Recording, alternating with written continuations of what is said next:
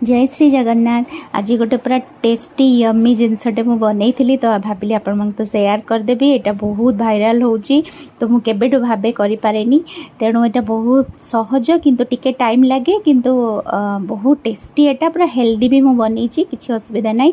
आम तो पूरा डिनर यहाँ खाई रहीगलु पेट पूरा फुल हो जाऊँगी जहाँ भी गोटे फुल बॉल खाई सारा पर मोटारे बनई आपन चाहिए मैदारे बनइबे बहुत भल लगे। सबू जहाँ जहाँ वेजिटेबल सबू ये सबू से सब चॉप करदे आ कि असुविधा नहीं। सोया सॉस पकईदेली तापर सीजनिंग जहाँ पनीर मो घरे करी पनीरटा भी पकईदेली तापर स्टफिंग बन के आम रखीदे मेल्ट करके बटरटा को पकईदे। मु मक्का भाविली पकईदेवी मक्का पकई सारिक यहाँ जो पेस्ट है यहाँ ही बहुत टेस्ट करेब। टमाटो आउ राशि बादाम सुखिला लंका गोटे पेस्ट बनईदे तापर सेटा पेस्ट होगा भितर यहाँ लुण पकई देखो यहाँ मोटारे करी आपन चाहिए मैदारे करेंगे बहुत टेस्ट लगे। टिके मोटा रखा जेहेतु यहाँ सीझा टाइम लगे भितर सीझब से जेहेतु खोलबनी आम से झोल पकईले जो मसला सहित पानी रे पकईले से टिके मोटार आपन जे भाया सेप करें किसी असुविधा नहीं।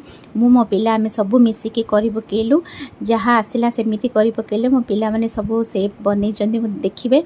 बास एपटे गोटे करेई नहीं गली पैन तापरे अदा रसुण छेचा पकईदबा जो पेस्टा बनई यहाँ तो यहाँ ही तार बहुत टेस्ट करेब।